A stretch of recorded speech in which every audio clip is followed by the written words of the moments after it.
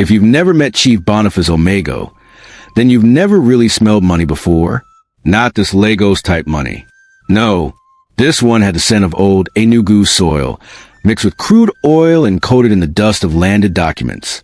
They say Chief Omego sneezes and money catches cold. Welcome to Niger Prince Folktales. Subscribe for fresh content, and let's explore the richness of tales. Join our community of like-minded story lovers. Please subscribe, share, and comment for new stories every week. Thanks. Let's know where you are watching from in the comments section. He was 67 years old, still strong like a retired wrestler, with a gold wristwatch that probably had a trust fund. People didn't call him Omego the Great for nothing. He had estates across Abuja, fuel stations scattered around Port Harcourt, a private jet he named Chidinma I, and the kind of political friends you only see on breaking news. But what Chief didn't have was peace of mind. His children were his biggest asset and his greatest liability. Let's meet them. Obinna Omego, firstborn, 38. A sharp-mouthed big boy with tribal marks that tremble when he's angry. Obinna was the heir apparent, but only in his mind.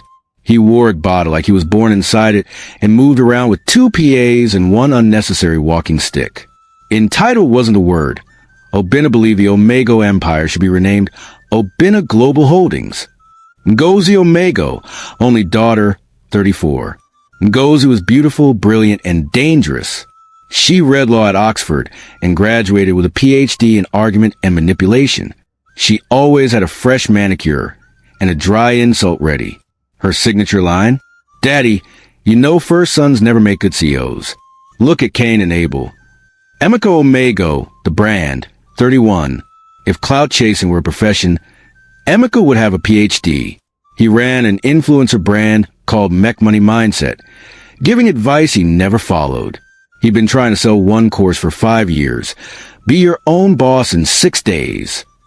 Meanwhile, he still lived in Banana Island, in his father's guest house. And then there was Chisholm Omego, last born, 26. Quiet, humble, brilliant, and to his siblings, completely useless. Chisholm had refused a family business. After NYSC, he moved in Nsukka to start a fish farm and solar irrigation project. He said he wanted to solve Nigeria's food insecurity. His siblings said he wanted to be broke for sport. Obinna called him the poverty ambassador. Ngozi said he's humble because he has nothing to be proud of. Emeka just used him for content. How my brother lives in a hut to build mental toughness. One Sunday afternoon, Chief Omego summoned him to a family meeting at his mansion in Maitama. The sitting room alone could fit a small cathedral. The air was tense. The AC was chilling, but the room was hot with ego. Chief sat in his usual throne-like chair, red cap tilted, white kaftan starched like he ironed it with a frying pan. He cleared his throat. My children, it's time to talk about legacy. They leaned forward like pythons waiting for prey. I've built this empire for over 40 years, but I'm not immortal. I want to begin handing over. The question is, who is ready? Obinna sat up. Ngozi crossed her legs confidently. Emeka smiled like he was about to drop a TED Talk. But Chisholm, the last born, simply nodded and said, Daddy, I'm not fighting for anything. I want to build something for myself. I want to be worthy, not lucky.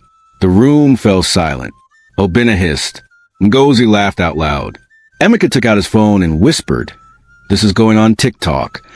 Chief Omego stared at Chisholm for a long time. The boy looked skinny, sunburnt, and unfazed. He said again, this time gently, So you don't want anything? Chisholm shook his head. No, Daddy. I just want your blessing. That night, while the other children stayed back to argue, strategize, and beg staff members for insider info, Chisholm quietly packed a small bag, greeted the gateman respectfully, and left for Nsukka. Chief Omego stood by the window and watched him go. He turned to Pa Sylvanus, his old steward of 30 years, and muttered, Sylvanus, maybe that boy is the only one with sense. Sylvanus nodded slowly and said, Oga, Money Day exposed character. You go soon know who really love you. And just like that, the billionaire began planning his greatest test yet. 3 weeks after the legendary Maitama meeting, a piece of news broke like thunder on a dry roof. Chief Omego collapses in his bathroom. Sources say the business mogul may not recover. Family flies in from overseas. It was Pa Sylvanus who planted the rumor. It was Chief Omego who approved it. He sat in his private bedroom, very much alive, watching everything unfold through the CCTV monitor. The old man had even worn fake oxygen tubes and practiced his coma face for dramatic effect. Why? Because money can buy loyalty, but it can't buy love. And Chief Omego was tired of being worshipped like an ATM machine. Obina landed like hurricane inheritance. Within 6 hours, he had summoned the family lawyer, the accountant, and the company's secretary to his hotel suite. Time is money, and if Daddy dies without proper transition, it could affect our market projections, he barked. He didn't even go straight to the hospital. He went to check the guest room he had once claimed as his future office. Then came Ngozi. She flew in from London, wearing all black, not for mourning but for intimidation. She entered the hospital lobby, holding files. I hope the board hasn't tried anything foolish. If Daddy's shares move without probate, I will sue all of you. The doctor tried to explain Chief was still alive. She waved him off. Alive for now. We must prepare for the inevitable. She hadn't seen her father yet, but she had already requested bank access. Enter Emeka the influencer. He arrived shirtless from the airport, filming a live video. Guys, my heart is heavy. Our daddy, our mentor, is fighting for his life. Please drop red heart for Chief Omego in the comment section. He cried for 12 minutes straight on Instagram, then ordered jollof rice and fresh palm wine to process the grief. He hadn't visited his father's room either. Meanwhile, in Nsukka, Chisholm, the poverty ambassador, was waist deep in muddy water, catching escaped catfish. His phone rang. It was their cousin, Uchenna. Guy, you never hear? Papadon collapsed. Oh. Chisholm paused, wiped his hands. Is he alive? Yes, but some people today already divide his properties like Gala. Chisholm didn't panic. He simply wiped his face, told his assistant to feed the fish, and took the next available night bus to Abuja. No private jet, no camera, no announcement, just one Ghana must-go bag and a Bible. The hospital room had become a war zone. Obina came with company documents. Ngozi came with legal threats. Emeka came with photographers. They even tried to stage a photo of them praying by the bedside. But the moment they stepped out to take a break, Chisholm walked in quietly. No camera, no file, just a worried heart. He sat beside his father, who pretended to be unconscious. Papa, I don't know what to say. I know I don't come home often. I just want you to get well. We still have catfish to fry. A tear rolled down Chief Omego's eye, not because of emotion. The old man was struggling not to laugh. That evening, the test began. Pa Sylvanus, under Chief's instruction, told all 4 children, there's a private estate in Dubai. Chief wanted it given to the child that stays with him most this week. No nurse, just you and him. Obina faked back pain.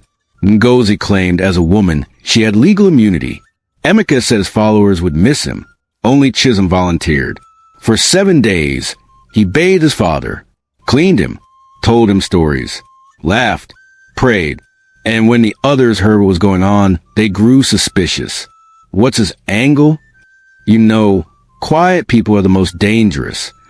This is how Esau lost everything. But Chisholm never asked about money.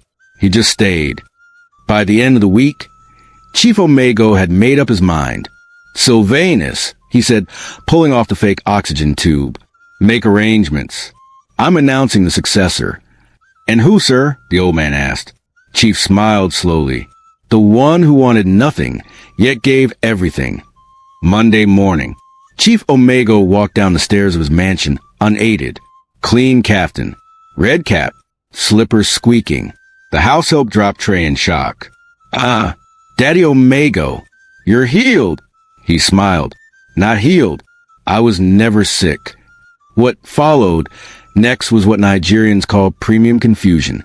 They gathered again in the same sitting room. Obina was pacing. Ngozi had her glasses on like a courtroom judge. Emeka had started a fresh live video titled, Family Betrayal. Watch till the end. But Chisholm? He was seated at the edge, nibbling groundnuts like he was just visiting. Chief cleared his throat. Thank you all for coming. I was never sick. It was a test. Silence. Then boom! Test! Ngozi screamed. You mean I postponed a board meeting in the UK because you wanted to play Nollywood? Daddy, I canceled a crypto retreat. Emeka cried. Obinna stood up, livid. You have no right to manipulate us like this. Chief raised one hand. But you people had the right to rush lawyer, accountant, even begin to share property when my body was still warm in imagination? No one answered. He smiled again. I have made my decision. I'm stepping down officially. The person to take over the empire is... Pin drop silence. Chisholm. Another boom. The kind that shakes destinies in family chats. Chisholm? Ngozi thundered. The same boy that's always smelling like fish and palm kernel oil? He doesn't even know what EBITDA means. Emeka added, This is madness, Daddy. Obinna growled. I built your oil contracts in Dubai. He was in the village watching cows. Chisholm sat up slowly, face confused. Me? Chief nodded. You. Because when I had nothing, no breath, no speech, no movement, you still came close. Not to take, but to give. Obinna stood and clapped slowly, sarcastically. This is your final decision? Chief's voice was firm. Final. And my lawyer is here to make it official. Barrister Dan Juma brought out a sealed brown envelope. The man was so old his suit had faded into retirement. He read, To Obinna Omego, my first son, I leave the Lagos duplex. To Ngozi, my brilliant barrister, I leave the London flat and 2 stocks. To Emeka, my social media lion, the Abuja property and the podcast studio. And to Chisholm Omego, the youngest, the farmer, the quiet one, I leave 60% shares in the Omego group of companies, 100% decision rights, and my private island in Seychelles. You could hear a mosquito sneeze in that room. This is injustice. Ngozi shouted. Discrimination. He's not even stylish. Emeka cried. Look at his shoe. Daddy, I will fight this. Obinna threatened. Chisholm stood. For the first time, his voice broke through. If it's property you people want, I can share everything. I never came to take anything. Chief Omego shouted, Shut up. Everyone froze. You will not give them anything, because a man who builds value should never apologize for it. Then he turned to the rest. I gave each of you what you chased. Power, control, fame. But I gave him what he deserved. Later that evening, the house was quiet. Ngozi had stormed off. Emeka went to go drink pepper soup and cry online. Obinna was packing. He paused at the door and turned to his younger brother. Congratulations, Mr. MD. Chisholm smiled. It wasn't pride. It was peace. We're still family, Obinna. Obinna chuckled. Let's see if that still matters when board meetings start. They shook hands, stiff but sincere. Chief Omego watched all this from upstairs. He turned to Pa Sylvanus. Old age is not about money. It's about legacy. Pa Sylvanus nodded. And wisdom. No. Chief smiled. Wisdom is choosing a child who didn't beg be chosen. Chisholm sat in the leather chair. Chief Omego's chair. The same chair that had commanded meetings, built empires, and crushed competition. But now, everyone was watching, waiting for him to fall. Chisholm arrived at Omego Group headquarters wearing a clean white native, simple sandals, and that same innocent humility. From the gate, security almost didn't let him in. I'm a new MD, he said. They looked at him the way Nigerians look at small generators during NEPA failure. Oga MD? Like Managing Director Ku? Even the receptionist, a sharp babe with eyelashes longer than morals, blinked thrice. Sir, I thought one of the elder children would, be more useless. Chisholm finished for her. Don't worry. I'm just here to work. The board members were gathered. Obina had called an emergency meeting to discuss leadership direction. Ngozi dialed in from London, face tight like she swallowed lemon. He has no experience, Ngozi began. He farms yam. This is not a farm. We must vote again. Emeka screamed. It's not fair. The camera wasn't even rolling when Daddy made that announcement. Chisholm waited, then rose. You want me to fail? That's fine, but I will work. I may not speak investor grammar like you people, but I will learn. He turned to the head of finance. How much profit did the logistics unit make last quarter? The man blinked, stammered. Chisholm smiled. Because I checked. It was 213 million Nigerian nairas.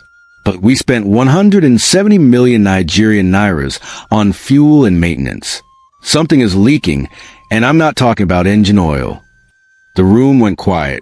Even Obina adjusted his tie. 3 weeks passed. Chisholm showed up every day. No convoy. No assistant pressing phone behind him. He read files, inspected factories, and even rode in delivery trucks. He changed the staff feeding plan from 1 meat per plate to full jollof with goat meat. Morale skyrocketed. He sacked one manager for inflating prices and exposed a contract Ngozi's husband had been awarding to himself using a shell company. Emeka posted, "This is a witch hunt," on Instagram. Chisholm reposted with #cleaninghouse. One evening, Chisholm drove alone to the mansion. No driver. No escort. Chief Omego was on his rocking chair, drinking canoe. "Papa," Chisholm greeted, kneeling. "You tricked us all." "I had to," Chief replied. "I built an empire, not a legacy. I wanted to see who loved me without camera flash." Chisholm laughed. "They still hate me?" "They don't hate you," the old man said. "They envy that you never begged for what they were fighting to inherit." He pointed at Chisholm's heart. "You see that thing you carry? That piece? That's your wealth." In week 5, the staff association requested a vote. "Let the people speak," they said. Obina, Ngozi, and Emeka mobilized. Flyers, emails, even small bribes. Chisholm? He just continued working. The result? 89% voted to keep Chisholm. When asked why, he listens to us. He knows our names. He paid attention when I lost my child. A janitor sobbed. He eats in the cafeteria. With us. Obina walked into Chisholm's office. Silence. Then, "You've done well. Better than I expected." Chisholm looked up. "Thank you. I was jealous." Obina added. "You didn't fight, yet you won." "Because I wasn't trying to win," Chisholm said. "I was just trying to serve." Obina chuckled. "Maybe you're the better man after all." They shook hands, real this time. Chief Omego watched from the CCTV and sighed. "My useless son, indeed. The one who didn't chase the throne now wears the crown with ease." Chief Omego was dying. Or at least, that's what he told them. He lay on a hospital bed in a VIP suite at Everlife Medical Center, connected to machines that beeped louder than family loyalty. His face was pale. Oxygen tube in his nose. Curtains slightly open. Visitors allowed one at a time. The children arrived, all 4, but only one came empty-handed. Obina arrived first, dragging a Gana-must-go bag of documents. "Papa, just sign this paper. So that there won't be problems when you finally go." Ngozi came with her husband, holding catalog of properties in Abuja and Dubai. "Daddy, remember this state in Banana Island. The papers are still in your name. Oh, don't let government collect it. Just sign it now." Emeka? He came with a whole pastor and olive oil. "Let's pray, Daddy. But also Shah, in case where's the key to the safe." Chisholm? He came with boiled yam and palm oil. "No agenda. Just food. I know hospital food is nonsense," he said. "Eat small. You go feel better." Chief Omego wanted to cry, but old men like him had no tears left, only wisdom. 3 days later, Chief Omego called the media, his lawyer, and the press. From the hospital bed, he sat up slowly like a resurrected Lazarus in Osso Oak. "I am not dying," he began. Gasps filled the room. "I was only pretending to test my children, not for wealth, but for worth. Emeka dropped his bottled water. Ngozi blinked like network lost. Obinna stood as if rapture just happened, and he missed it.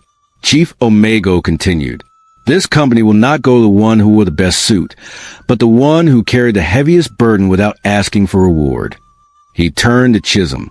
"Stand up, my son." Chisholm stood, simple, humble, unsure.